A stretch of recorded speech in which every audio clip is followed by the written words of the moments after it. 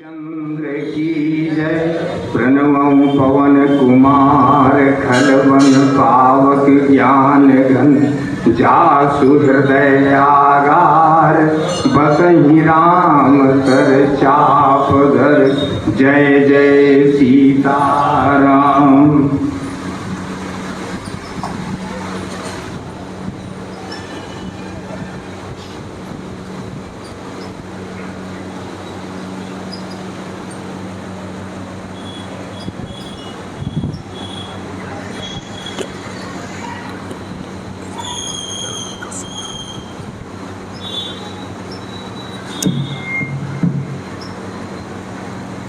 बोलिए सच्चिदानंद भगवान की, सनातन धर्म की, भागवत भगवान की। हम सभी श्रद्धा सुमन के साथ परमात्मा की मंगलमयी आनंदमयी कथा की ओर एकाग्र होते हैं, जहाँ कल तक श्री सुखदेव जी महाराज के द्वारा भगवान के लीला विहार का वर्णन सुनाया गया। आज आप श्रवण करेंगे एकादश स्कंद अध्याय 1 श्लोक 1 से, जहाँ प्रसंग है यदुवंश को ऋषियों का शाप। श्रीवादरायणिरुवाच कृत्वा दैत्यवधं कृष्णाशरामो यदुभिर्वृतः भुवोतारयद्भारं जविष्ठं जनयत्कलिं। कहा परीक्षित, भगवान श्री कृष्ण ने, अभी कुछ गड़बड़ है, भगवान श्री कृष्ण ने बलराम जी तथा अन्य यदुवंशियों के साथ मिलकर बहुत से दैत्यों का संहार किया तथा कौरवों और पांडवों में भी शीघ्र मारकाट मचाने वाला अत्यंत प्रबल कलह उत्पन्न करके पृथ्वी का भार उतार दिया। एको पिता सुबाहु पांडुसुता सपत्नी दुर्द्युत हेलन कच ग्रहणादिभिस्तान कृत्वा निमित्तमितरेतरता समेतान हत्वा नृपान निर्हरत क्षितिभारमीशाः। का कौरवों ने कपटपूर्ण जुए से, तरह तरह के अपमानों से तथा द्रौपदी के केस खींचने आदि अत्याचारों से पांडवों को अत्यंत क्रोधित कर दिया था। उन्हीं पांडवों को निमित्त बनाकर भगवान श्री कृष्ण ने दोनों पक्षों में एकत्र हुए राजाओं को मरवा डाला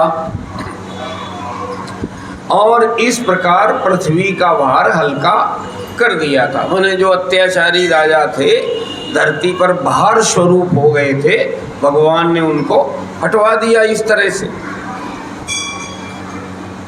भार राज प्रीतना यदुभिर्निरस्य गुप्तैः स्वबाहुभिर्चिन्तयद प्रमेयाः मन्ये वनेर्ननुगतोपगतं हि भारं यद्यादवं कुलमहो अविसह्यमास्ते। अपने बाहुबल से सुरक्षित यदुवंशियों के द्वारा पृथ्वी के भार राजा और उनकी सेना का विनाश करके प्रमाणों के द्वारा ज्ञान के विषय न होने वाले भगवान श्री कृष्ण ने विचार किया। दोहराने लायक वाक्य का अपने बल से सुरक्षित यदुवंशियों के द्वारा पृथ्वी के बाहर राजा और उनकी सेना का विनाश करके प्रमाणों के द्वारा ज्ञान के विषय न होने वाले भगवान श्री कृष्ण ने विचार किया। जो कौन? भगवान श्री कृष्ण, जो किसी भी प्रमाण के द्वारा नहीं जाने जाते। ये देखिए कि देखो, जो तथ्य है शास्त्र उसको छोड़ते नहीं है। अब वो बात अलग की है, हमारा ध्यान जब हम लोग सावधान नहीं होते तो उधर नहीं जाता है। बोले हैं, परिचय दे दिया भगवान श्री कृष्ण का। कहा विनाश करके प्रमाणों द्वारा ज्ञान के विषय न होने वाले भगवान श्री कृष्ण ने विचार किया। अच्छा, क्या विचार किया? कथा की ओर चलते हैं कि लोक दृष्टि से पृथ्वी का भार दूर हो जाने पर भी वस्तुतः मेरी दृष्टि से अभी तक दूर नहीं हुआ। लोक माने लोगों की दृष्टि में। अब जो आतताई राजा थे, भार थे, वो जी लगभग समाप्त हो चुके लोगों की दृष्टि में। लेकिन देखिए भगवान की दृष्टि क्या है? वस्तुतः मेरी दृष्टि से अभी तक भार दूर नहीं हुआ, क्योंकि जिस पर कोई विजय प्राप्त नहीं कर सकता वह यदुवंश अभी पृथ्वी पर विद्यमान है। अब देखिए भगवान विचार कर रहे हैं, माने जिसको कोई नहीं जीत सकता वो हमारा ही वंश अभी धरती पर है। का नैवन्यता परिभवोस भवेत् कथंचिन मत्संश्रयस्य विभवो नहनस्य नित्यम् अंतः कलिं यदुकुलस्य विधाय वेणुस् तं वस्य वह्निमिव शान्तिमुपैमि धाम। यह यदुवंश मेरे आश्रित है और हाथी घोड़े जनबल धनबल तथा विशाल वैभव के कारण उच्छृंखल हो रहा है। देखो कैसे भगवान का अपना पराया कोई नहीं है। जो उच्छृंखल हो रहा है उसके बारे में, उच्छृंखल माने अमर्यादित। बोल रहे हैं ये यदुवंश मेरे आश्रित है, लेकिन इसको ये विचार नहीं है। उनके मन में ये लग रहा है, क्या लग रहा है कि मैं हाथी घोड़े धन बल जन बल बुद्धि बल बल आदि कह दिया, उसमें सारे बल आ जाएंगे। हाँ, आदि बल विशाल वैभव के कारण माने इनके पास बहुत सारा संपत्ति ऐश्वर्य है, उच्छृंखल हो रहा है जी। अन्य किसी देवता आदि से भी इसकी किसी प्रकार पराजय नहीं हो सकती, क्योंकि ये इतने बलवान हैं। बांस के वन में परस्पर संघर्ष से उत्पन्न अग्नि के समान इस यदुवंश में भी परस्पर कलह खड़ा करके मैं शांति प्राप्त कर सकूंगा। लो बोले इनको अब समाप्त करने के लिए तो जैसे वन में बांस में अग्नि उत्पन्न होती है, झकोरा जब चलता है तो बांस में बांस रगड़ता है और वो दोनों जल जाते हैं, पूरा वन जलने लगता है। बोले इसी तरह से यदुवंश में भी परस्पर कलह खड़ा करके मैं आपस में ही इनको लड़वा दूंगा। कौन सोच रहा है? भगवान। अब आपको अच्छा लगे तो भी ठीक है और ना लगे अब वो तो भी ठीक है। खड़ा करके मैं शांति प्राप्त करूंगा, इसके बाद अपने धाम में जाऊंगा, ये विचार किया है भगवान ने। एवं विवसितो राजन् सत्य संकल्प ईश्वरः सापव्याजेन विप्राणां संजय्ये स्वकुलं विभो। राजन, भगवान सर्वशक्तिमान और सत्य संकल्प हैं। दो बातें भगवान ने बता। सर्वशक्तिमान माने ऐसा कुछ नहीं जो वो कर नहीं सकते, और सत्य संकल्प माने जो भी वो कोई संकल्प करेंगे वो अपने आप स्वतः सिद्ध होना ही है उसको। कहा राजन, भगवान सर्वशक्तिमान और सत्य संकल्प हैं। उन्होंने इस प्रकार अपने मन में निश्चय करके ब्राह्मणों के शाप के बहाने अपने ही वंश का संहार करा डाला, सबको समेटकर अपने धाम में ले गए। स्वमूर्तिया लोक लावण्य निर्मुक्त्या लोचनम नृणाम गीर्भिस्ता स्मृतां चित्तं पदैस्तानीक्षतां क्रियाः। परीक्षित, भगवान की वह मूर्ति त्रिलोकी के सौंदर्य का तिरस्कार करने वाली थी। उन्होंने अपनी सौंदर्य माधुरी से सबके नेत्र अपनी ओर आकर्षित कर लिए थे। माने जितने भी लोग द्वारिका में हैं और वंश परिवार के लोग हैं, सबका खिंचाव भगवान की ओर है। उनकी वाणी, उनके उपदेश परम मधुर दिव्याति दिव्य थे। उनके द्वारा उन्हें स्मरण करने वालों के चित्त उन्होंने छीन लिए थे। उनके चरण कमल त्रैलोक सुंदर थे। जिसने उनके एक चरण कमल का भी दर्शन कर लिया, उसकी बहिर्मुखता दूर भाग गई। बहिर्मुखता आप समझते? जब हम बाहर विषयों का भोग करके तृप्त होने की आकांक्षा रखते हैं, इसको कहते हैं बहिर्मुखता। बाहर भोग और संग्रह करके कहीं तृप्ति की इच्छा, ये मान्यता बन गई और बिना विचार किए बन गई, अविद्या के कारण बन गई। तो हम बाहर ही कहीं सुख शांति खोजते रहते हैं। और जब यही चीज हम सुख शांति अपने भीतर बैठे परमात्मा में खोजने लगते हैं, तो इसको कहते हैं अंतर्मुखता। ये जी तो बोले हैं,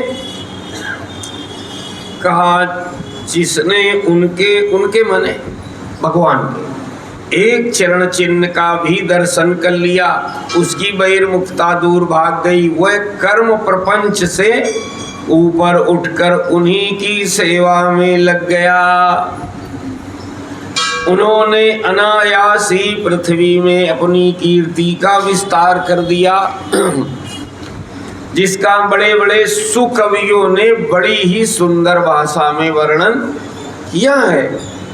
वह इसलिए कि मेरे चले जाने के बाद लोग मेरी इस कीर्ति का गान, श्रवण और स्मरण करके इस अज्ञान रूप अंधकार से सुगमतया पार हो जाएंगे। इसलिए भगवान ने अपनी कीर्ति का विस्तार किया। और अगर उन्होंने विस्तार न किया होता तो ये शास्त्र बनते कैसे, और फिर हम आपको सुनाते कैसे?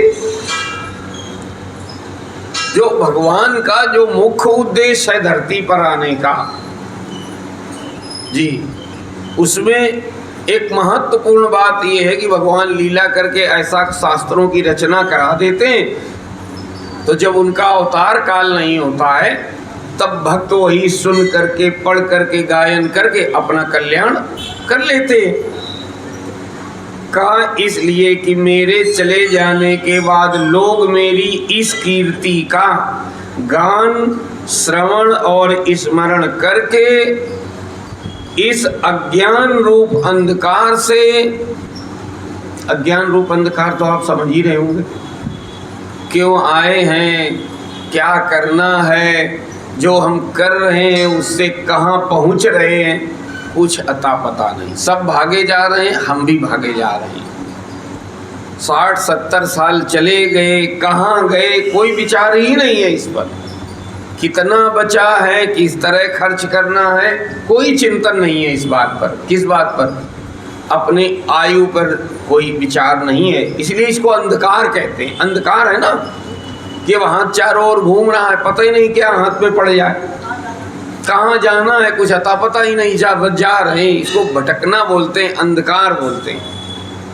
प्रकाश नहीं है, कहाँ आयु जा रही है, जी समय का मूल्य कितना है, उस समय को हम कहाँ खपा दे रहे हैं, कोई ध्यान नहीं है। रुपए पर तो ध्यान है, कहाँ खर्च हो रहा है, यहाँ तो सावधानी होनी भी चाहिए। लेकिन महाराज पैसे से भी जो बहुत महत्वपूर्ण चीज आपके पास है वो है समय। और ध्यान रखना, पैसा तो कोई आपको दे भी सकता है, बढ़ा देगा, समय नहीं कोई बढ़ा सकता आपका। इसलिए इस बात को अंधेरा कहा जा रहा है, बिल्कुल अंधकार में। कोई जहां ध्यान मुख्यता से होना चाहिए वहां है ही नहीं। देखिए क्या बोले हैं, कहा इसलिए मेरी इस कीर्ति का गान श्रवण और स्मरण करके इस अज्ञान रूप अंधकार से सुगमतया पार हो जाएंगे, लीला कथा सुन करके। इसके बाद परम ऐश्वर्यशाली भगवान श्री कृष्ण ने अपने धाम को प्रयाण किया। इतनी बात जब श्री सुखदेव जी महाराज ने सुना दी तो यहाँ परीक्षित बोले, राजो वाच, राजा बोले, क्या बोले महाराज, का ब्राह्मण्यानां वदान्यानां नित्यं वृद्धोपसेविनां विप्रशापा कथं बोध वृष्णीनां कृष्ण चेतसां। भगवान यदुवंशी बड़े ब्राह्मण भक्त थे, उन्होंने बता दिया ना कि ब्राह्मणों ने उनको श्राप दिया। तो अब वो पूछ रहे हैं कि यदुवंशियों को ब्राह्मणों ने श्राप कैसे दे दिया, जबकि वो तो ब्राह्मणों के बड़े भक्त थे। सवाल खड़ा हो रहा है। भगवान यदुवंशी बड़े ब्राह्मण भक्त थे, उनमें बड़ी उदारता भी थी और वे अपने कुल वृद्धों की नित्य निरंतर सेवा करने वाले थे। सबसे बड़ी बात तो यह थी कि उनका चित्त भगवान कृष्ण में लगा रहता था। किसका? यदुवंशियों का। देखिए परीक्षित प्रश्न कर रहे हैं। फिर उनसे ब्राह्मणों का अपराध कैसे बन गया और क्यों ब्राह्मणों ने उन्हें श्राप दिया? जी, यन्निमित्ता सवै सापो यादृशो द्विजसत्तम कथमेकात्मनां भेद एतत् सर्ववदस्व मे। भगवान के परम प्रेमी विप्रवर, उस शाप का कारण क्या था तथा क्या स्वरूप था, माने वो कैसे श्राप दिया, ऐसी क्या परिस्थिति बन गई। समस्त यदुवंशियों के आत्मा स्वामी और प्रीतम एकमात्र भगवान श्री कृष्ण ही हैं, फिर उनमें फूट कैसे हो गई यदुवंशियों में। ये महाराज थोड़े कभी कभी गहन विचित्र प्रश्न आते हैं, सावधान श्रोता हैं। देखिए जब भगवान भोलेनाथ भगवती को कथा सुना रहे थे, सुनाते सुनाते उन्होंने बोला कि नारद साप दीन एक बारा, एक कलप ते लगी अवतारा। देवी, एक बार परमात्मा को नारद जी के श्राप देने के कारण अवतार लेना पड़ा, तो गिरिजा चकित भई सुनि बानी। आश्चर्य है किसको? भगवती को। क्या आश्चर्य है। देखिए जो आश्चर्य यहाँ परीक्षित को हुआ है वही वहां गोस्वामी जी ने दिखाया।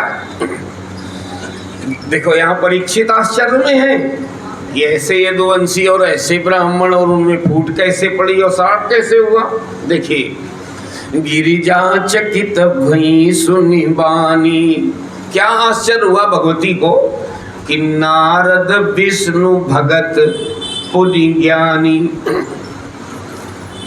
नारद जी तो भगवान के भक्त हैं, जैसे ये कह रहे हैं ना यदुवंशी तो भगवान के भक्त थे, और केवल नारद जी भक्त नहीं है, पुण्य ज्ञानी, ज्ञानी भी है, माने उनमें ना समझी हो नहीं सकती। तो कारण कवन साप मुनि दीना, हमको वो विस्तार से बताओ भोलेनाथ। और का अपराध रमापति कीन्हा। लेकिन जब उत्तर देना शुरू किया भगवान भोलेनाथ ने, तो बोले क्या है? बोले बिहसी। बिहसी माने खिलखिला के हंसे भगवान शंकर। उन्हें याद आ गया कि देखो जीव प्रश्न कर रहा है ना। बोले बिहसी महेश तब ज्ञानी मूढ़ न कोय। देवी यहाँ समझदार और ना समझ कोई नहीं है। क्यों? क्योंकि सब बंधे हुए हैं परमात्मा से। और जी जस रघुपति करई जब सो तस तेई क्षण होय। सबही नचावत राम गोसाई और नाचत नट मरकट की नाई। ये बड़ी पंक्ति है महाराज। यहाँ बोले ना कोई देवी ज्ञानी है और ना कोई मूर्ख है। अब ये बड़ा अटपटा लगता है। फिर हमको ये भी कहा जा रहा है ये समझो वो समझो, तो हम क्यों समझें? हमें समझना केवल इसलिए है कि परमात्मा के चलाने से दुनिया चल रही है, हमारे समझ में आ जाए। हमारा अंतस, हमारी बुद्धि ये स्वीकार कर पावे कि जाई विधि राखे राम ताई विधि, इसमें सुख है, इसमें कल्याण। देखो गाते तो हम लोग बहुत दिन से, गाना भी चाहिए, सुनते भी हैं। क्या हमारी बुद्धि ये स्वीकार कर पाती है? देख लीजिए। इसलिए बाकी तो बोले बिहसी महेश तब ज्ञानी मूढ़ न कोय। और जय जस रघुपति करई जब सो तस तेई क्षण होय। ही है सोई सो राम रचि राखा। तो हमारा आपका फिर कर्तृत्व की भूमिका क्या है? कभी इस पर दृष्टि गई? जानी चाहिए। फिर हमको कहा जा रहा है ऐसा संस्कार करो, ऐसे करो, ये न करो। और फिर ये भी कहा जाता है जो जस करे सो तस फल चाखा। राम राम। अब क्या इन दोनों बातों में विरोधाभास आपको नहीं लगता है? एक तरफ शास्त्र ये भी कह रहे हैं कि बोले बिहसी महेश तब ज्ञानी मूढ़ न कोय। और जय जस रघुपति करई जब सो तस तेई क्षण होय। और दूसरी तरफ वही शास्त्र ये भी कह रहे हैं करई जो कर्म पाव फल सोई। जी, जो जैसा करता है उसको वैसा मिलता है। इसको आपको समझना होगा। ये विवेक की यहीं पे जरूरत पड़ती है। नहीं बुद्धि इसी द्वंद्व में झूलती रहती है, पूरे जीवन इस प्रश्न का उत्तर नहीं खोज पाती है कि हमारे करने की सीमा कहाँ तक है या भगवान की इच्छा कहाँ तक है। भाई दो बातें, अगर भगवान के ही करने से सब होना है तो हमें खोपड़ी मारने की जरूरत क्या है?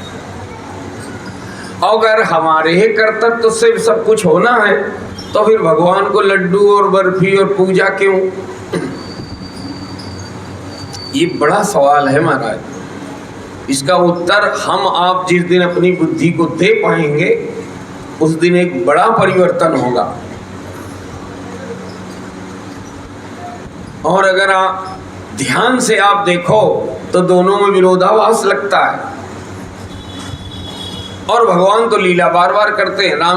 राम कथा में, वाल्मीकि रामायण में वर्णन आता है इस बात का कि जब भगवान को लीला स्मरण करनी थी तो महाराज उन्होंने व्यवस्था को व्यवस्थित कर दिया और दुर्वासा ऋषि को बुला लिया वहां। देखो प्रेरणा करके उनको आना पड़ा, भले ही खलनायक बने तो बने। और लक्ष्मण जी से कह दिया कि देखो हम इनके साथ बात करेंगे अंदर और कोई आने न पावे, और जो कोई अंदर आया उसे मृत्यु दंड प्राप्त होगा। किसने बनाया?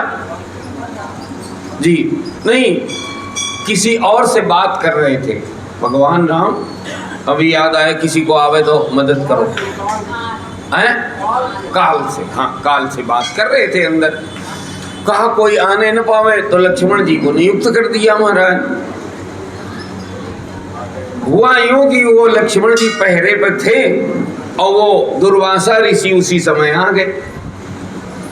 बोले हमें अभी भगवान राम से मिलना है। बोले अभी तो हे ऋषिवर अभी आप नहीं मिल सकते। बोले मैं तुम्हारी पूरी अयोध्या को उलट दूंगा, विनाश कर डालूंगा। अब लक्ष्मण जी को लगा कि या तो हमारा अकेले विनाश हो जाए या फिर पूरी प्रजा जाएगी, तो अच्छा ये है कि ये देखो ये उनका हृदय है। तो वो अंदर चले गए। अब चले गए तो शर्त के अनुसार, ये देखो भगवान की ही सब लीला चल रही है, उन्हीं की प्रेरणा से इनको ये भी हो रहा है और उनको वो भी हो रहा है और वो स्वीकारोक्ति भी हो रही है। अब जब वो घटना घट गई उसके बाद अब ये निश्चय हुआ कि भाई अब तो लक्ष्मण जी को मृत्युदंड, अब भगवान मृत्युदंड भी नहीं दे पा रहे हैं। तो फिर निर्धारण ये हुआ, शास्त्रों से देखा गया कि इसका विकल्प क्या है। तो ये आया कि अति प्रिय का बिल्कुल त्याग कर देना उसे मृत्युदंड देने जैसी ही सजा है। महाराज भगवान ने लक्ष्मण जी को छोड़ दिया, त्याग कर दिया। त्याग कर दिया तो उन्होंने लीला संवरण कर ली। बोले भगवान के बिना मुझे रहना नहीं है। और जब लक्ष्मण जी से वियोग हुआ तो भगवान सह नहीं पाए और उन्होंने भी जल समाधि ले ली। अब उसके पीछे का जो तथ्य ये है वो महाराज ये है कि भगवान को लीला संवरण करके जाना था, इसलिए उन्होंने ये सब रचना रच दी। ये एक बात है। और कर्म प्रधान विश्व करी राखा, जो जस करे सो तस फल चाखा। ये एक दूसरा धरातल है। दोनों में सामंजस्य क्या है आप ध्यान देना आप कथा पर, तो ये इसका निर्णय आपको मिलेगा। देखिए, तो मैं आपको निवेदन कर रहा था, परीक्षित प्रश्न कर रहे हैं हे सुखदेव जी से, हे गुरुदेव उस साप का कारण क्या था तथा क्या स्वरूप था। समस्त यदुवंशियों के आत्मा स्वामी और प्रियतम एकमात्र भगवान श्री कृष्ण ही थे, उनमें फूट कैसे हो गई, पहला प्रश्न। फिर उनको ऐसी भेद दृष्टि कैसे हुई, यह सब आप कृपा करके मुझे बतलाइए। निमित्ता सवई सापो या दर्शो द्विज सत्तम, कथमेकात्मनां भेद एतत् सर्वं वदस्व मे। ऐसा जब प्रश्न महाराज परीक्षित के द्वारा किया गया है तो श्री सुकोवाच, श्री सुखदेव जी महाराज उत्तर देते हैं। का विभ्रद बपु सकल सुंदर सन्निवेशम, कर्माचरण भुवि सुमंगलमाप्त कामः, आस्थाय धाम रममाण उदार कीर्तिः, संहर्तुमैच्छत कुलम स्थिति कृत्य शेषाः। भगवान श्री कृष्ण ने वह शरीर धारण करके जिसमें संपूर्ण सुंदर पदार्थों का सन्निवेश है, मैंने परमात्मा ने लीला में वो शरीर धारण किया कि जो सौंदर्य की सीमा हो सकती है सब उनके श्री विग्रह में विद्यमान थी। नेत्रों में मृगनयन, कंधों में सिंह स्कंध, करों में करी कर। जी देखो अलग अलग बोले भगवान के जो नेत्र थे, मृग सबसे अच्छे नेत्र मृग के माने जाते, कंधे सबसे बढ़िया सिंह के माने जाते। तो कहा कंधों में सिंह स्कंध, करों में करी कर। करी माने हाथी होता है, हाथी की सूंड जैसे, ऐसे भगवान के हाथ माने बल हाथों में। हाथी के शरीर में सबसे ज्यादा बल उसकी सूंड में होता है। आपने कभी देखा होगा बड़े बड़े पेड़ों को वो सूंड से लपेटता है, है ना। मनुष्य के भी सबसे ज्यादा बल हाथों में ही होता है, बल का प्रतीक माने जाते हैं, बाहुबल कहते हैं ना, बाहुबल जी। तो कहा कि परमात्मा ने जो लीला की उनमें जो श्री विग्रह है, कहा नेत्रों में मृगनयन, कंधों में सिंह स्कंद, करों में करिकर, चरणों में कमल आदि का विन्यास था, पृथ्वी में मंगलमय कल्याणकारी कर्मों का आचरण किया। वे पूर्ण काम प्रभु द्वारिका धाम में रहकर क्रीड़ा करते रहे, सुखदेव जी बता रहे हैं। और उन्होंने अपनी उदार कीर्ति की स्थापना की, जो कीर्ति स्वयं अपने आश्रय तक का दान कर सके वह उदार है। उदार की परिभाषा बता दी, माने वो भगवान, कीर्ति माने यश, जो भगवान ने अपनी लीला यश किया उसको अगर जीव हृदय में धारण करता है तो कहा उसे भगवान के आश्रय की अनुभूति हो जाती है। ऐसा वो यश है, वो केवल यश मनोरंजन के लिए नहीं है। हाँ, आपको मौज आ जाए उसमें अच्छी बात है, रस आज आता ही है महाराज, और थोड़ी देर जरूर लगती है। देर लगने का जब कारण गुरुओं से पूछा गया तो उन्होंने कहा देर भी इसलिए लगती है क्योंकि संसार में आसक्ति है। अगर आसक्ति 2 मिनट में छूट जाए तो 1 मिनट में भगवत भक्ति में रस आ जाएगा जी। तो बोले हैं कि वे पूर्ण काम प्रभु द्वारिका धाम में रहकर क्रीड़ा करते रहे। क्रीड़ा माने खेल, लीला, नाटक, ये ध्यान में रखना ही पड़ेगा है? और उन्होंने अपनी उदार कीर्ति की स्थापना की। स्थापना माने एक ऐसी व्यवस्था की कि आने वाले समय में जब जीव इस कीर्ति का, इस यश का श्रवण गायन करे तो उसे मेरे आश्रय की अनुभूति हो जाए। आश्रय की अनुभूति माने जो मेरा होनापन है वो परमात्मा के कारण है, जो मेरी खुशियां हैं वो परमात्मा के कारण है। सबका आप आदर बंदन करो वो ठीक है, लेकिन भीतर ये समझ कहीं बन जाए, अब आपकी पराधीनता छूट जाएगी। अब आप अन्याय को नहीं सहोगे, और नहीं तो सहना पड़ेगा, क्योंकि आपको मालूम है अगर ये नाराज हो गए तो हाँ, इसलिए चाहे न्याय हो और चाहे अन्याय हो, मरते क्या न करते क्या बोला जाता भाई, कुछ मदद करो। मालूम है कि ये ठीक नहीं है,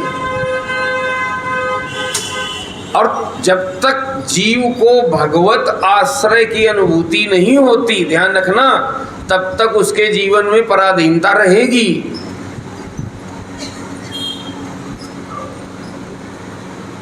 जहां आश्रय बुद्धि होगी वहां पराधीनता रहेगी, नीरसता रहेगी, अभाव की खटकन रहेगी, अशांति भी परेशान करेगी। तो देखिए कैसे बोल दिया, कहा जो कीर्ति माने भगवान जो लीला करके यश अपना फैलाते हैं, अपने आश्रय तक का दान कर सके वह उदार है। अंत में श्री हरि ने अपने कुल के उपसंहार की इच्छा की, क्योंकि अब पृथ्वी का भार उतारने में इतना ही कार्य शेष रह गया था। यानी यदुवंश को और हटाना है, उनको इतना बचा है अभी। बोले हैं आगे, कर्माणि पुण्य निवहानि सुमंगलानि गाय जगत कलिमलापहराणि कृत्वा कालात्मना निवशता यदुदेवगेहे पिंडारकम समगमन मुनयो निसृष्टाः। भगवान श्री कृष्ण ने ऐसे परम मंगलमय और पुण्य प्रापक कर्म किए जिसका गान करने वाले लोगों के सारे कलिमल नष्ट हो जाते हैं। कलिमल माने समझ रहे हैं ना, कलियुग का मल। कलियुग का मल यही है कि हमारा चित्त वृत्ति बहिर्मुखी रहती है। आपको याद होगा भागवत जी का जब आरंभ ही हुआ तो शौनकाद ऋषियों ने अपने प्रश्न में ये समाविष्ट किया था कि सूत जी ऐसा सुनाना कि कलयुग के जीव का कल्याण हो जाए। क्यों कहा, बोले मंत्र आपको याद होगा शायद। ई घोरे कलौ प्रायो जीवश्चा सुरतां गताः, क्योंकि कलयुग में जीव की सामान्य वृत्ति आसुरी हो जाती है। आसुरी माने गलत चीजें उसको ज्यादा रसवती लगती हैं, वहां लगाना नहीं पड़ता, अपने मन से गलत कार्य की ओर उन्मुखता स्वतः हो जाती। अच्छे कार्य की ओर बढ़ने के लिए बड़ा श्रम करना पड़ता कलयुग में। सतयुग में महाराज इसका उल्टा है, अच्छा कार्य स्वतः होता है और गलत कार्य के लिए बड़ा श्रम करना पड़ता है। जैसे कलयुग में भक्ति करने के लिए बड़ा श्रम है ना, बड़े मुश्किल से आरंभ में तो महाराज मन को दबा करके और है ना जाने क्या क्या करके लगाया जाता है। इसलिए उन्होंने ये बात कह दी थी, ई घोरे कलौ प्रायो जीवश्चा सुरतां गताः क्लेशाक्रान्तस्य तस्यैव शोधने किं परायणम्। ऐसे वे जीव कलयुग के कारण क्लेश से आक्रांत है, तो वो अपने चित्त का शोधन कैसे करे, ये प्रश्न था उनका। देखिए यहां बोल रहे हैं, कहा कि भगवान श्री कृष्ण के ऐसे परम मंगलमय और पुण्य प्रापक कर्म किए जिसका गान करने वाले लोगों के सारे कलिमल नष्ट हो जाते हैं। अब भगवान श्री कृष्ण महाराज उग्रसेन की राजधानी द्वारिकापुरी में वसुदेव जी के घर यादवों का संहार करने के लिए काल रूप से ही निवास कर रहे थे। मैंने अब उन्होंने भीतर संकल्प तो ले ही लिया हमें ये करना है, तो अब वो काल रूप जी अब वो काम करेगा। संकल्प तो महाराज एक बार भीतर हो जाए तो अनजाने वो अपने भीतर काम कर रहा है, शुरू है। उस समय उनके विदा कर देने पर विश्वामित्र, असित, कर्ण, दुर्वासा, भृगु, अंगिरा, कश्यप, वामदेव, अत्रि, वशिष्ठ और नारद आदि बड़े बड़े ऋषि द्वारिका के पास ही पिंडारक क्षेत्र में जाकर निवास करने लगे थे। ये लोग हमें लगता है पहले भगवान के ही वहीं कहीं द्वारिका में रह रहे थे, तो भगवान ने वहां से इनको विदा किया कि आप ऐसा करो, है ना, आपके लिए यहाँ हो सकता है उपयुक्त न होता हो। भाई अब घर गृहस्थी में तो तमाम तरह की चीजें होती हैं, तो उनके लिए एक बढ़िया शांत एकांत क्षेत्र समुद्र के तट पर है, उसको भगवान ने क्या बोले अलॉट कर दिया, बताएं, है ना, हाँ, सुरक्षित कर दिया, वहाँ व्यवस्था बना दी और वहाँ से विदा कर दिया। कहा आप लोग वहाँ स्थायी रूप से निवास करो। उस जगह का नाम है पिंडारक क्षेत्र जी। अच्छा भाई, कहा क्रीडन्तस्तानुपव्रज्य कुमारा यदुनन्दनाः उपसंग्रह्य प्रपक्षुर्विनीता विनीतवत विश्वामित्रोऽसिता कर्णो दुर्वासा भृगुअंगिरा कश्यपो वामदेवोत्रिर्वसिष्ठो नारदादया। कहा एक दिन, वो सब पिंडारक क्षेत्र में निवास करने लगे, घटना सुना रहे हैं। कहा एक दिन यदुवंश के कुछ उद्दंड कुमार खेलते खेलते उनके पास जा निकले। अब ये सब भगवान की प्रेरणा से ही हो रहा है। उन्होंने बनावटी नम्रता से, देखो नम्रता तो दिखाई, लेकिन भीतर से कोई नम्रता का भाव नहीं है, भीतर से हंसी उड़ाने का भाव है, व्यंग्यात्मक स्थिति है, बाहर से दिखाया। कहा कि एक दिन यदुवंश के कुछ उद्दंड कुमार खेलते खेलते उनके पास जा निकले। उन्होंने बनावटी नम्रता से उनके चरणों में प्रणाम करके प्रश्न किया। कहा, ते वेशयित्वा स्त्री वेशयि सांबं जामवती सुतम ऐसा पृच्छति वो विप्रा अंतर्वंत सिते क्षणा। कहा, वे जामवती नंदन सांब को स्त्री वेश में सजा कर ले गए थे और कहने लगे, क्या कहने लगे, ब्राह्मणों, यह कजरारी आंखों वाली सुंदरी गर्भवती है। भाषा ये है, ऋषियों से बोल रहे हैं, यह आपसे एक बात पूछना चाहती है परंतु स्वयं पूछने में सकुचाती है। माने इसलिए ये नहीं पूछेगी, हम पूछेंगे।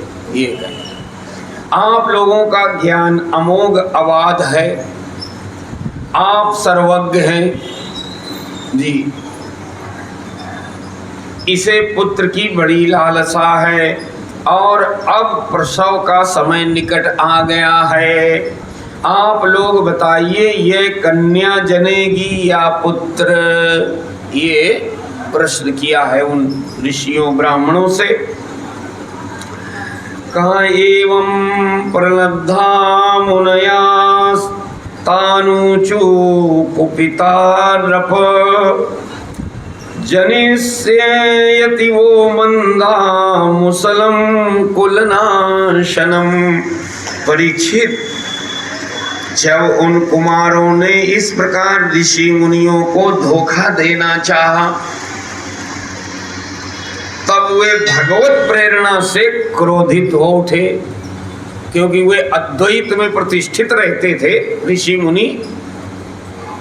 अब क्रोध की द्वैत बुद्धि बिनु, उनमें द्वैत नहीं आता था, लेकिन आया तो बोले क्यों आया? बोले ये भगवत प्रेरणा से आया, उनकी फिसलन नहीं है जी। ये भगवत इच्छा है, समष्टि संकल्प है और परमात्मा की इच्छा को कोई इधर उधर नहीं कर सकता। तो इसका एक लाभ भी है कि उन ऋषियों को इसका दंड नहीं मिलेगा, क्योंकि वो भगवत कृपा से हो रहा है। अब वो भगवान की एक तरह से लीला में सम्मिलित है, ये कहना ज़्यादा अच्छा लगता है। तो सुनिए कि जब उन कुमारों ने इस प्रकार उन ऋषि मुनियों को धोखा देना चाहा, तब वे भगवत प्रेरणा से क्रोधित हो उठे। उन्होंने कहा, मूर्खों, यह एक ऐसा मूसल पैदा करेगी जो तुम्हारे कुल का नाश करने वाला होगा। बोल दिया महाराज। कहा, तच्छ्रुत्वा तेति संत्रस्ता विमुञ्च सासोदरम सांबस्य ददृशुस्मिन् मुसलम खल्वयस्मयम्। मुनियों की यह बात सुनकर वे बालक बहुत ही डर गए। उन्होंने तुरंत सांब का पेट खोलकर देखा तो सचमुच उसमें से एक लोहे का मूसल मिला। अब पसीने और आ गए। अब सुना था, अब तो देख ही लिया। कहा, किम कृतम मंद भाग्यैर्नाः किम वदिष्यन्ति नो जनाः इति व्यूहलिता गेहान आदाय मुसलम ययो। अब तो वे पछताने लगे और कहने लगे, हम बड़े अभागे हैं, देखो हम लोगों ने यह क्या अनर्थ कर डाला। अब लोग हमें क्या कहेंगे कि गए थे उनकी हंसी उड़ाने। इस प्रकार वे बहुत ही घबरा गए तथा मूसल लेकर अपने निवास स्थान में गए। ततो तच्चोपनीय सदसी परिम्लान मुखाश्रिया राज्ञा आवेदयाम चक्रु सर्व यादव सन्निधौ। बोले हैं उस समय उनके चेहरे फीके पड़ गए थे, मुख कुमिला गए थे उन्होंने भरी सभा में सब यादवों के सामने ले जाकर वह मूसल दिखा दिया कि ऐसी ऐसी मुझसे गलती हुई और जो श्राप है वो सही निकला, देखो ये प्रकट हुई है चीज। और राजा उग्रसेन से सारी घटना सुनाई। श्रुत्वा मोघम विप्रशापम दृष्ट्वा चामुशलम नप विस्मिता भय संत्रस्ता बभूव उद्वारिकौकसा। राजन, जब सब लोगों ने ब्राह्मणों के साप की बात सुनाई और अपनी आंखों से उस मूसल को देखा, तब सबके सब द्वारिकावासी विस्मित और भयभीत हो गए, क्योंकि वे जानते थे कि ब्राह्मणों का साप कभी झूठा नहीं होता। तच्चूर्णयित्वा मुसलम यदुराज साहु कहा समुद्र सलिले प्रास्यल लोहम चास्यावशेषितम। यदुराज उग्रसेन ने उस मूसल को चूरा चूरा करा डाला। अब बाद में ये प्रस्ताव पास हुआ होगा कि इसको नष्ट कर दिया जाए, तो उसको रेता गया होगा, तभी तो चूरा बना। चूरा देखो, मनुष्य अपना सारा दिमाग लगा रहा है ना, लेकिन भगवान की व्यवस्था को इधर उधर नहीं किया जा सकता। ये शास्त्र बता रहे हैं इस तरह की कथाओं से जी। वहाँ शरणागति में ही कल्याण है, धींगा मुस्ती करने में जी। सुनिए महाराज, कहा कि यदुराज उग्रसेन ने उस मूसल को चूरा चूरा करा डाला और उस चूरे तथा लोहे के बचे हुए छोटे टुकड़े को समुद्र में फेंकवा दिया। इसके संबंध में उन्होंने भगवान श्री कृष्ण से कोई सलाह न ली, उनसे छुपाया गया, बाकी सब लोगों को मालूम है। ऐसी ही उनकी प्रेरणा थी, ये भी बता दिया। सब हर तरह की सलाह उनसे लेते थे, लेकिन अब की नहीं ली। तो बोले क्यों नहीं ली? बोले ये भी उन्हीं की प्रेरणा थी। सुनिए, कश्चन मत्यो ग्रीसी लोहम चूर्णानि तरलैस्ततः उह्यमानानि वेलायां लग्नान्यासन किलैरकाः। परीक्षित, उस लोहे के टुकड़े को एक मछली निगल गई। कौन से लोहे के टुकड़े को? अस्थाना जी, जो समुद्र में फेंका गया था। और चूरा तरंगों के साथ बह बहकर समुद्र के किनारे आ लगा। वह थोड़े दिनों में एरक, माने बिना गांठ की एक घास होती है, उसको एरक बोलते हैं। कहा एरक घास के रूप में उग आया। मत्स्यो गृहीतो मत्स्य नैर्जालेनान्यै सहार्णवे तस्योदर्गतं लोहं ससल्ले लुब्धको करोत। काम मछली मारने वाले मछुआरे ने समुद्र में दूसरी मछलियों के साथ उस मछली को भी पकड़ लिया। उसके पेट में जो लोहे का टुकड़ा था जी, उसको वो मिला। उसको जरा नामक व्याध ने अपने बाण के नोक में लगा लिया। भगवान जात सर्वार्थ ईश्वरोऽपि तदन्यथा कर्तुं नैच्छद विप्रशापं कालरूपं नमोदत। भगवान सब कुछ जानते थे, वे इस शाप को उलट भी सकते थे, फिर भी उन्होंने ऐसा करना उचित न समझा। काल रूपधारी प्रभु ने ब्राह्मणों के शाप का अनुमोदन ही किया। माने श्राप को निष्प्रभावी नहीं बनाया, बल्कि उन्हीं की इच्छा से वो ब्राह्मणों का शाप प्रभावी हो गया। इति श्रीमद्भागवते महापुराणे पारमहंस्यां संहितायां एकादश स्कंधे प्रथमो अध्यायः। हरि ओम तत्सत्, हरि ओम तत्सत्, हरि ओम तत्सत्। अथ द्वितीयो अध्यायः। ओम नमो भगवते वासुदेवाय। श्री शुक उवाच। अब हम आगे की कथा पर चलें, उसके पहले भागवत जी का अच्छे मन से पाठ कर लेते हैं। बोलिए सच्चिदानंद भगवान की, बोलिए गोविंद भगवान की जय हो। श्रीमन्नारायण नारायण नारायण।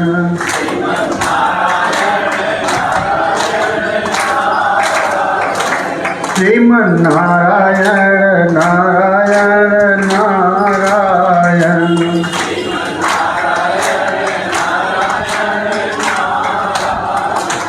भजमन नारायण नारायण नारायण।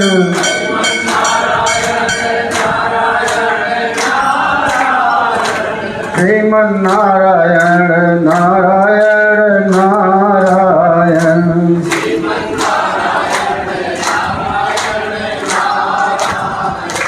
लक्ष्मी नारायण नारायण नारायण।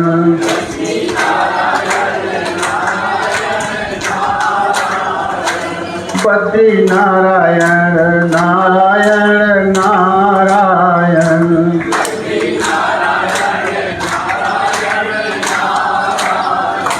श्रीमन्नारायण नारायण नारायण।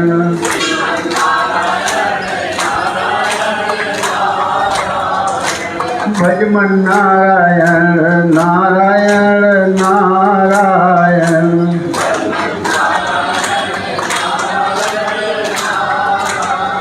बोलिए लक्ष्मी नारायण भगवान की जय हो। श्री भगवान वाच। अहमेवासमेवाग्रे नान्यत्सदसत्परम्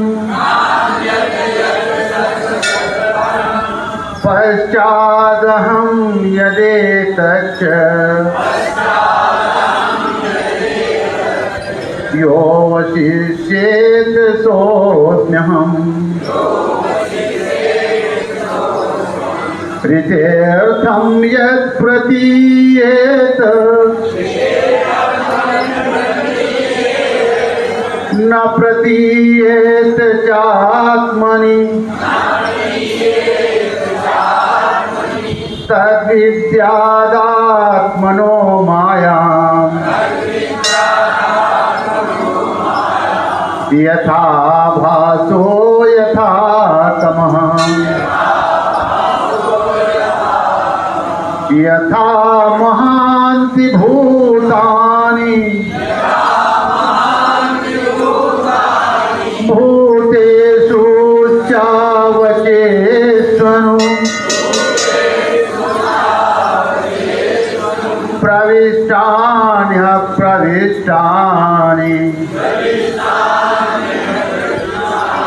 तथा तेषु न तेष्वहम्। एतावदेव जिज्ञास्यम् तत्त्वजिज्ञासुनात्मनः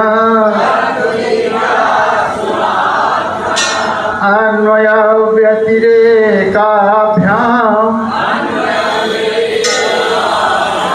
यस्यात् सर्वत्र सर्वदा। बोलिए गोविंद भगवान की जय हो। चर्चा चल रही है, आगे कथा सुनाते हुए श्री सुखदेव जी महाराज कहते हैं, राजन गोविंद भुज गुप्तायाम द्वारवत्याम कुरुद्वा अवात्सीनान्नारदो वीक्षणं कृष्णोपासन लालसा। कुरुनंदन माने परीक्षित। देवर्षि नारद के मन में भगवान श्री कृष्ण की सन्निधि में रहने की बड़ी लालसा थी, जबकि भगवान ने उनको पिंडारक क्षेत्र में भेज दिया, लेकिन उनको इच्छा ये थी कि हमें भगवान के पास ही रहने को मिले। कहा इसलिए हुए श्री कृष्ण के निज बाहुओं से सुरक्षित द्वारिका में, जहां दक्ष आदि के श्राप का कोई भय नहीं था, विदा कर देने पर भी पुनः पुनः आकर प्राय रहा ही करते थे।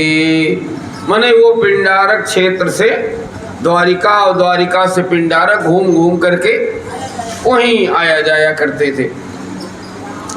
कहा कोनु राजन इंद्रियवान कुम मुकुंद चरणाम्बुजम, न भजेत सर्वतो मृत्युर उपास्यम मरोत्तमयी।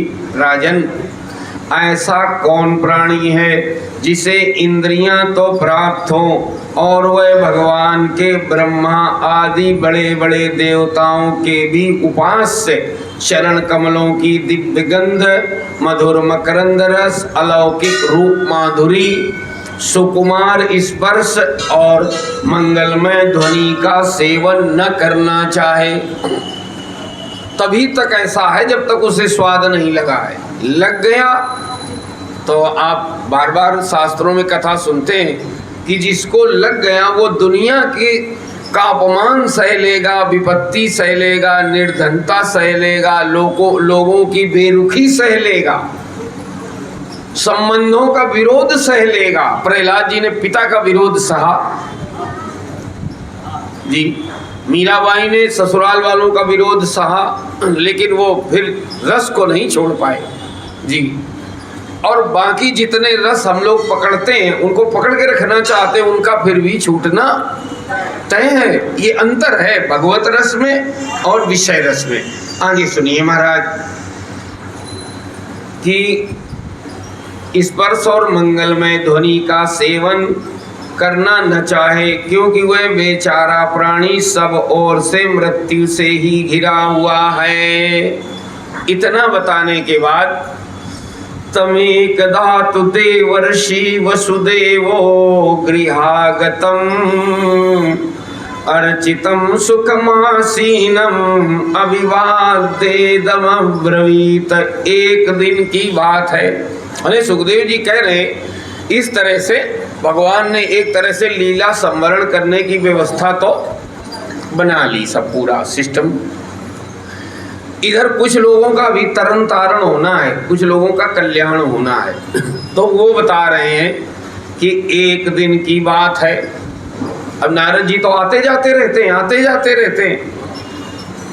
एक दिन की बात है, देवर्षि नारद वसुदेव जी के यहाँ पधारे। प्राय वो भगवान के महल में पधारते थे, लेकिन एक दिन वो वसुदेव जी के महल में पधारे। वसुदेव जी ने उनका अभिवादन किया तथा आराम से बैठ जाने पर विधि पूर्वक उनकी पूजा की। किसकी? नारद जी। इसके बाद पुनः प्रणाम करके उनसे यह बात कही। वसुदेव उवाच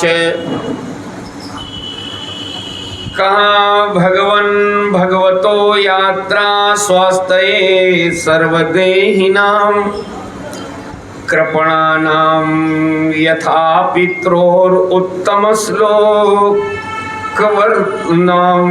वसुदेव जी ने कहा संसार में माता पिता का आगमन पुत्रों के लिए और भगवान की ओर से अग्रसर होने वाले साधु संतों का पदार्पण प्रपंच में उलझे हुए दीन दुखियों के लिए बड़ा ही सुखकर और बड़ा ही मंगलमय होता है। पहले वसुदेव जी ने इस तरह से निज सौभाग्य बहुत गिरिवरना, ये भी एक परंपरा है, एक संस्कार है। अगर संस्कार सत्वगुणी है तो भगवान और संतों के आगमन से, उनके मिलन से हृदय में एक आह्लाद उठता है। और कुसंस्कारी व्यक्ति है तो वैसे लोगों के आने से उनके मन में आह्लाद उठता है, क्योंकि रुचि के आधार पर मिलना अगर होगा, रुचि की अनुकूलता जैसी है, किसी जिसको जो पसंद है। तो वसुदेव जी जैसे लोगों को तो जैसे महाराज वर्णन है कि पार्वती के जन्मने पर जब नारद जी उनके यहाँ पधारे तो निज सौभाग्य बहुत गिरिवरना। उन्होंने कहा हमारा बड़ा सौभाग्य, हमारे यहाँ नारद जी पधारे। देखिए यहाँ वसुदेव जी कह रहे हैं संसार में माता पिता का आगमन पुत्रों के लिए और भगवान की ओर अग्रसर होने वाले साधु संतों का पदार्पण। जी भाई, पुत्र अगर कहीं रह रहे हैं, वहाँ माता पिता आ जाएं तो उनके लिए कल्याणकारी होता है, क्योंकि वो जो सोचेंगे या डांटेंगे या कुछ भी करेंगे, उनके मन में एक ही बात घूमती रहती है। किसके मन में? माता पिता के मन में, कि इन बच्चों का हमारे कल्याण हो जाए। ये बात है ना इतनी।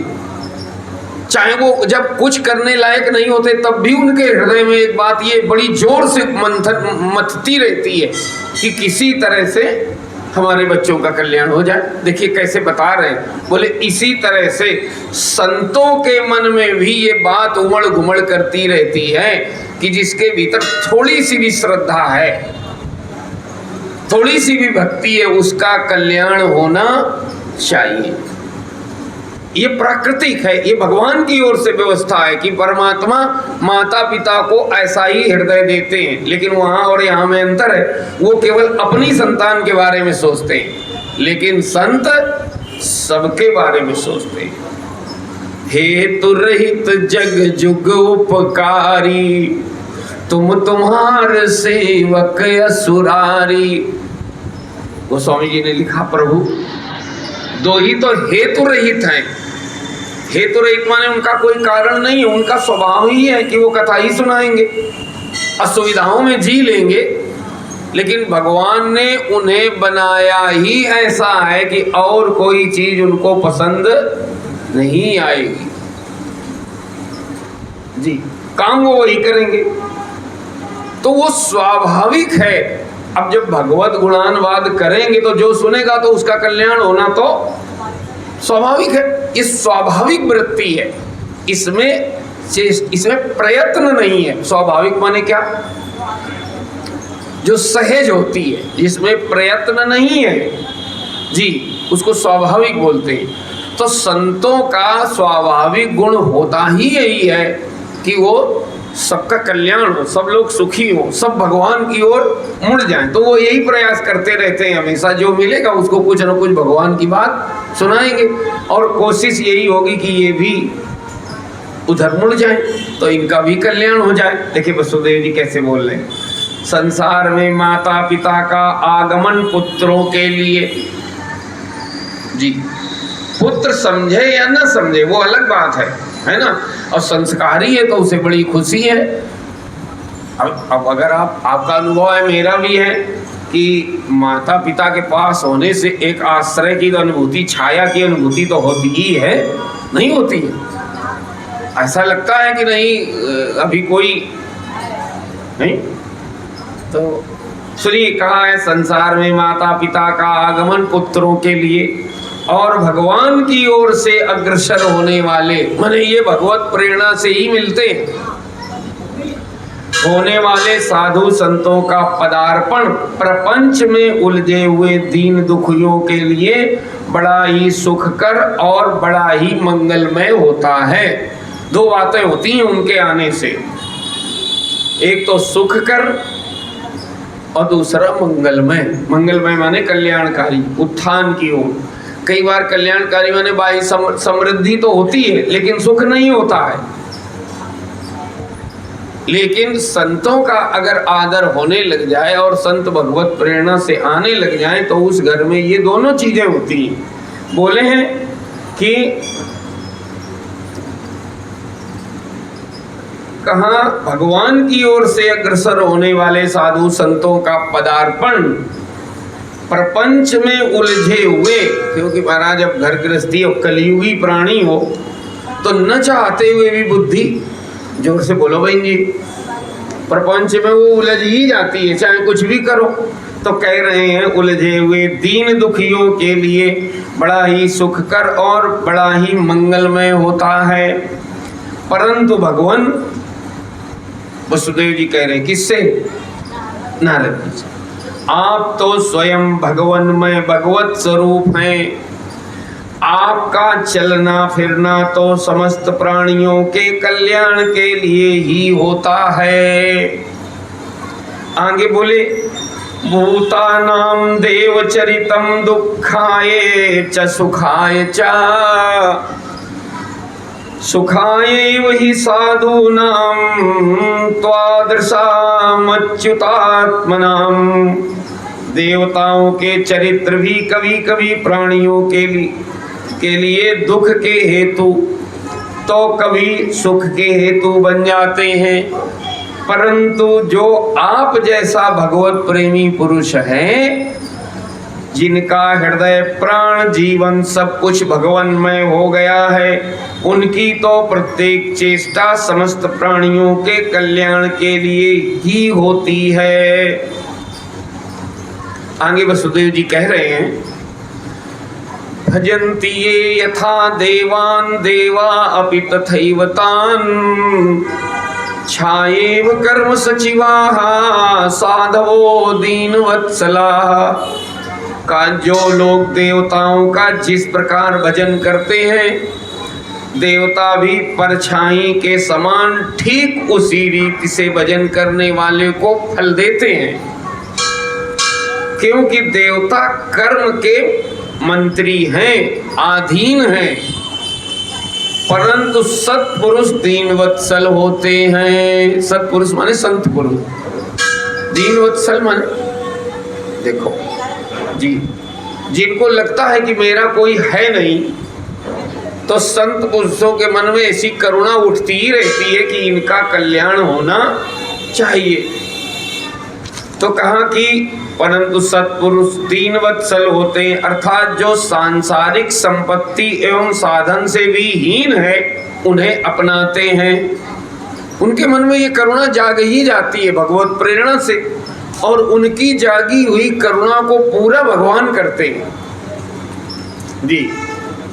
ये उसको पता रहता है, उन संतों को ये मालूम रहता है, हम लोगों को नहीं मालूम रहेगा। हम लोगों से तो धोखे में भी अगर कुछ अच्छा हो जाए, है ना, तो महाराज सवेरे कालर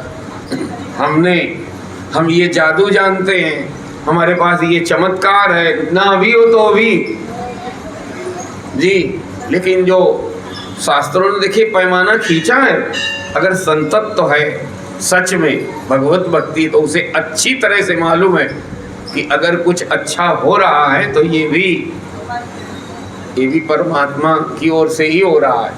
हमको इसमें कालर चढ़ाने की जरूरत, वो मूर्खता है महाराज। तो देखिए क्या बोल रहे हैं, अर्थात जो सांसारिक संपत्ति एवं साधन से भी हीन है उन्हें भी अपनाते हैं, क्योंकि उनको मालूम है। देखो एक विनोद वाली बात, ऐसे भी उनको पता है कि ये भजन कर रहा है, इसे सुखी होना ही चाहिए। और एक बात ऐसे आनंदमय संत बोला करते हैं गृहस्थों से कि अगर तुम्हारे यहाँ जब समृद्धि नहीं होगी तो हम आएंगे, है ना, तो हमें खिलाओ पिलाओगे, बैठा लोगे कहाँ? इसलिए जो भक्त हैं, अच्छा संत लोग जाएंगे कहाँ? भक्तों के यहाँ। तो जब भक्त के यहाँ ही समृद्धि नहीं होगी, इसलिए गृहस्थ के पास तो समृद्धि होनी चाहिए। ये भगवान की भी इच्छा रहती है और संतों की भी इच्छा रहती। सुनिए महाराज आगे कहा कि अर्थात जो सांसारिक संपत्ति एवं साधन से भी हीन है उन्हें अपनाते हैं। अपनाते माने उनका जो अटका कार्य है और जो बात है वो बने, ताकि जब वो तक बनेगी नहीं तो उस गृहस्थ की बुद्धि वहीं अटकी रहेगी। तो संतों के मन में इच्छा ये उठती है कि ये यहाँ से इनका ये कार्य पूरा हो तो कम से कम ये ठीक से आगे भजन कर पाए।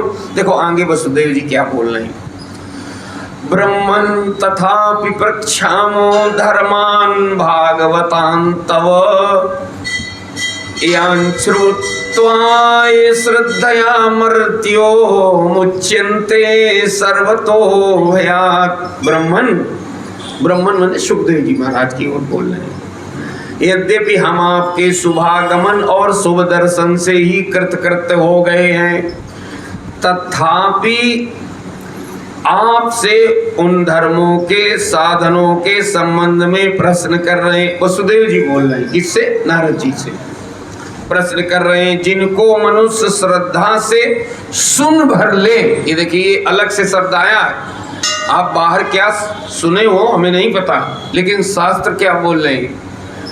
भगवान तथापि प्रक्षामो धर्मान भागवतांस्तव यच्छ्रुत्वा श्रद्धया मर्त्यो। ये शास्त्र वाक्य है। यश्रद्धया यच्छ्रुत्वा श्रद्धया मर्त्यो मुच्यते सर्वतो भयात्। कहा तथापि आपसे उन धर्मों के साधनों के संबंध में प्रश्न कर रहे हैं। किन धर्मों के साधनों के संबंध में? जिनको मनुष्य श्रद्धा से सुन भर ले। होता ये है महाराज, संसार में हमारी रची पची बुद्धि किसी चीज को पकड़ बैठती है, बोले करने से ही सब कुछ होता है। करने से बहुत कुछ तो होता है, लेकिन सब कुछ नहीं होता है जी।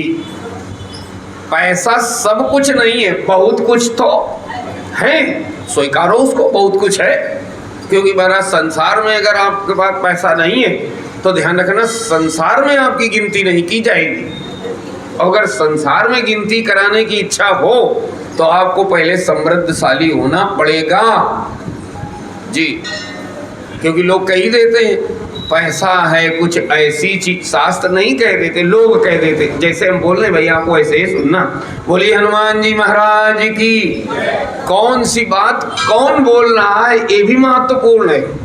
कही जा रही है, लेकिन वो किसने कही है?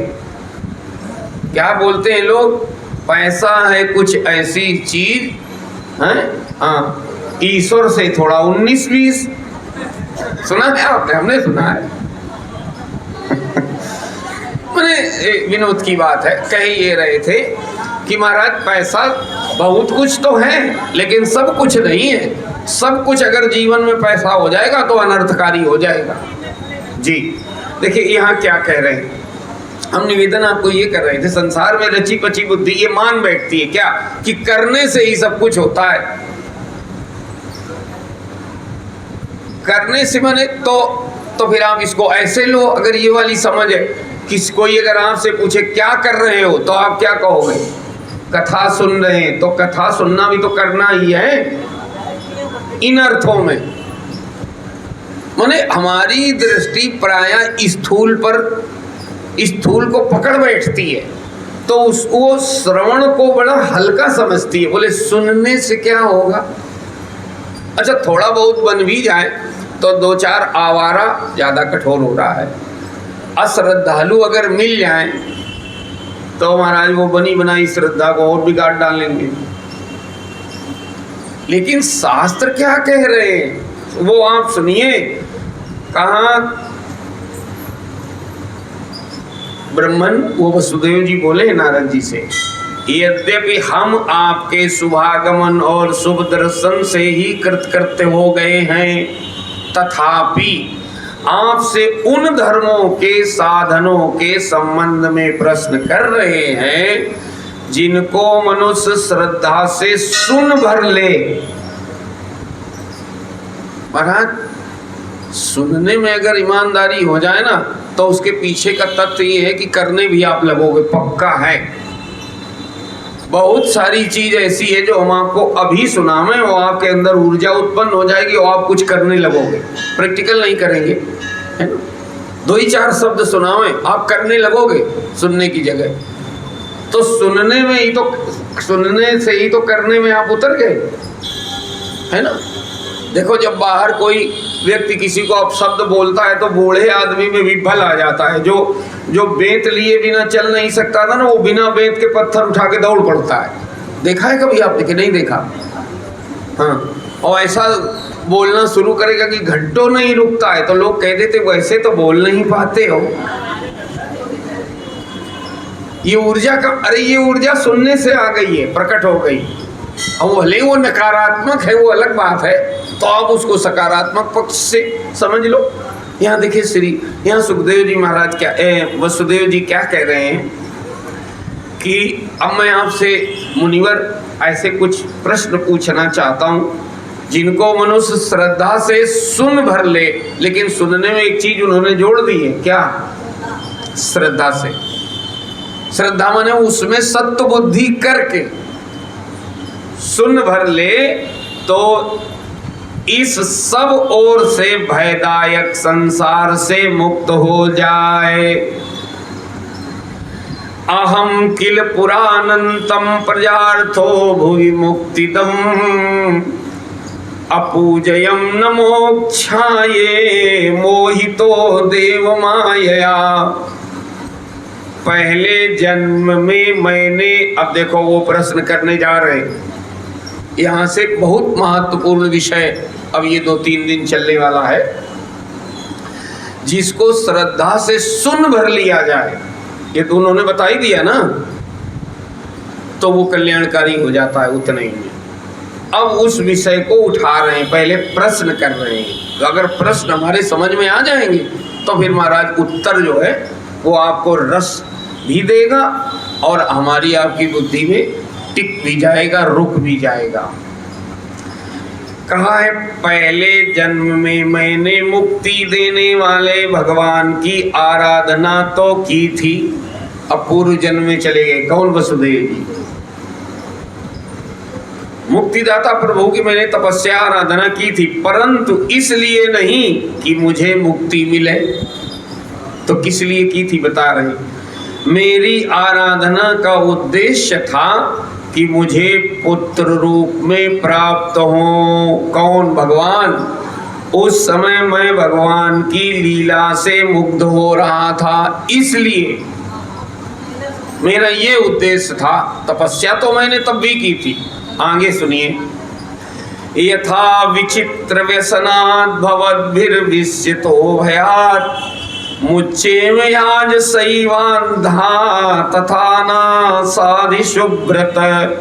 शुभ्रत, अब आप मुझे ऐसा उपदेश दीजिए जिससे मैं इस जन्म मृत्यु रूप भयावह संसार से, जिसमें दुख भी सुख का विचित्र और मोहक रूप धारण करके सामने आते हैं। ये विवेक जाग गया है। किसको? वसुदेव जी को। बोले अनायास ही पार हो जाऊं। दोहराता हूं महाराज। कहा अब आप मुझे ऐसा उपदेश दीजिए, किससे बोले हैं? नारद जी, कि मैं इस जन्म मृत्यु रूप, अब मैं संसरण नहीं चाहता हूं। आप थोड़ा ध्यान दे ही रहे हैं। ध्यान ये दे रहे हैं कि वसुदेव जी ने बता दिया कि पूर्व जन्म में भी उद्देश्य हमारा अगर मुक्ति का होता तो मैंने संसार से छुटकारा पाने का तो बात बन जाती, लेकिन अब वो किसी कारण से या भगवत लीलाओं से मैं मुग्ध था तो मेरे मन में भगवान की प्राप्ति तो मुझे हुई, लेकिन पुत्र रूप में हुई, क्योंकि मैं यही चाहता था। तो देखिए फिर क्या बनी, पुत्र रूप में। अब देखने में तो बहुत अच्छा सुखद लगा कि भगवान के पिताजी बने। कौन? वसुदेव जी। तो वो देखने में तो सुखद है, लेकिन उसके भीतर भगवान के पिताजी बनने के कारण महाराज उनको जेल में कंस ने जेल में वसुदेव को क्यों रखा था, आप बताएं? क्योंकि इन्हीं के पुत्र से हमारी मृत्यु होने वाली है, तो इन्हीं को अगर बंद कर दो तो देखने में सुख और भीतर से दुख। देखो संसार की महाराज कुछ अजीब अजीब सी झांकियां आपके सामने प्रस्तुत की जा रही हैं जी। गीता जी में भगवान ने बोल दिया इस संसार के, बोले दुख दोषानुदर्शनम, अगर इस पर आपका बार बार ध्यान जाए तो फिर ये आसक्ति कम हो जाएगी। फिर जितना हम संसार के प्रति जी चिपटना लिपटना चाहते हैं फिर ये कम हो जाएगा। इसलिए उस पर ध्यान जाना चाहिए कि ये सुख रूप दिखने पर भी वास्तव में ये दुख रूप ही है। सुनिए महाराज, और देखिए आप वसुदेव जी ने तो बता ही दिया कि आप पूरी कथा सुन चुके कि 6 बालक अपने हाथ में उनको कंस को देने पड़े। भले ही भगवान पुत्र रूप में आए तो क्या हुआ, तो कितना बड़ा दुख रहा होगा अपने हाथ से, और ये जानते हुए भी कि ये मारेगा। देखिए आप, इससे बड़ा दुख और क्या हो सकता है। कारागार में रहे, क्या दुख नहीं हुआ। ये वो वसुदेव जी ये बता रहे हैं कि चाहे परमात्मा पुत्र बन करके आ जाए, लेकिन संसार दुखालय है तो है। भले ही आप इसको सुखालय समझे बैठे रहो तो बैठे रहो। अगर आप विचार करोगे तो यहाँ कोई भी ऐसी चीज नहीं है जो आपको दुख न दे, चाहे वो आपके अनुकूल हो और चाहे आपके प्रतिकूल हो। वो स्वामी जी ने एक लाइन खींच दी, उसमें कहा बस अंतर केवल इतना होगा कि बिछुरत एक प्राण हरि लेहि और मिलत एक दारुण दुख देहि। बस अगर कोई दुष्ट व्यक्ति है तो जब आपसे मिलने आ रहा है तब आपको कष्ट होगा, ये कहां से आ गया। और अगर कोई सज्जन है, आपका प्रिय है और आपके पास रह रहा है, तो जिस दिन वो जाएगा उससे वियोग होगा। जी, धुंधकारी जैसा बालक हो जाए तो संयोग से कष्ट है ना, और श्रवण कुमार जैसा बालक हो जाए तो वियोग से कष्ट है। दोनों में कष्ट। ये गोस्वामी जी ने लाइन खींची है, अंधेले में नहीं रहना चाहिए जी। हर प्रिय वस्तु, यहाँ छूटना तो हर चीज का तय है। प्रिय वस्तु है तो जब जाएगी तब कष्ट होगा, अप्रिय वस्तु है तो जब आएगी तब कष्ट होगा। देखिए वसुदेव जी बता रहे हैं, कहा है कि अब मुझे ये संसरण नहीं चाहिए। संसरण माने ये संसार नहीं चाहिए हमको, क्योंकि इसको एक तो ये दुख रूप है, दूसरा इसमें स्थायित्व तो नहीं है, वो सरक ही जाना है। चाहे जितने अच्छे कर्म हो जाएं, कर्म इतनी अच्छी परिस्थिति दे देगा कि आप भगवान के पिताजी बन जाओगे, लेकिन दुखों से छुटकारा मिलने वाला नहीं है। अगर आपका ध्यान गया होगा तो देवहूति माता ने भी कपिल भगवान से यही प्रश्न किया था, हे प्रभो निर्विण्णा नितराम भूमन प्रपन्नांधम तमा प्रभो। उन्होंने भी प्रश्न किया था कि हमको आप ये बताओ कि अभी भी ये इंद्रिय और मन की गुलामी से छुटकारा तो हो नहीं रहा, जबकि बाहर जो हमारी परिस्थिति है, मैं मनु महाराज की कन्या बन के जन्मी धरती पर, कितना ईश्वर, उनकी पूरी पृथ्वी उनकी थी, पूरी सृष्टि उनकी थी। ये बातें इसलिए कही जा रही हैं, कहीं न कहीं हमारी बुद्धि भ्रमित हो जाती है। हमको ये लगता है कि मेरे पास अगर ये होता तो बस हम तृप्त हो गए होते, वो होता तो तृप्त हो। चाहे जितना हो जाए देवहूति माता जितना, तो जल्दी जल्दी बोलो भाई, नहीं हो सकता। तो उतने होने पर जब भी वो तृप्त नहीं हो सकी, तो आप किसकी कल्पना कर रहे हो जी। उन्होंने कहा कपिल भगवान से, प्रभु मैंने दुनिया में बहुत कुछ देखा, मैं मनु महाराज की कन्या बनकर के धरती पर आई, सारी पृथ्वी सारी सृष्टि उन्हीं की थी, और उससे बड़ा सौभाग्य मुझे ये मिला कि मैं महायोगी करदम की पत्नी बनी, जिन्होंने अपने तपोबल से कामक विमान बना दिया था, जिसमें बाग बगीचे सरोवर और ऐसी कोई सुविधा नहीं थी जो न हो। और उससे बड़ा भाग्य ये हमारा कि आप स्वयं परमात्मा पुत्र बन करके जन्मे। कपिल भगवान के सामने कह रहे हैं, लेकिन फिर भी ये अविद्या नहीं गई जी। देखो जी, फिर भी इंद्रियों की गुलामी करनी पड़ती है। मन अभी भी अभावग्रस्त है, उसको लगता है कुछ कम है, अभी भी कम है। भगवान पुत्र रूप से सामने है, लेकिन अभाव ने पीछा नहीं छोड़ा। अब अभाव है तो मनीराम आपको कुछ न कुछ बताएंगे, यहां से पूरा करो। उनकी गलती नहीं है, हमको लगता है मेरे जीवन में कम है, तो बुद्धि आपको एक सलाह देती है। सबसे पहले क्या कम है, बोले ये कम है, तो इसको ऐसे कहीं, अगर अच्छी बुद्धि है तो कहेगी व्यापार करके या ये करके इसको, इस चीज को ले आओ, और क्या।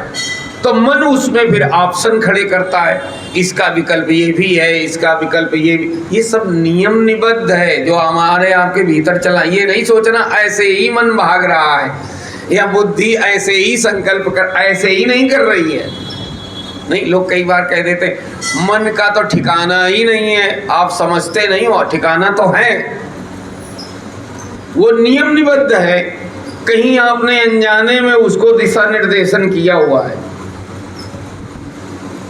अनजाने में आपने ही उसको ये राह दी है जिस राह पर मन जा रहा है।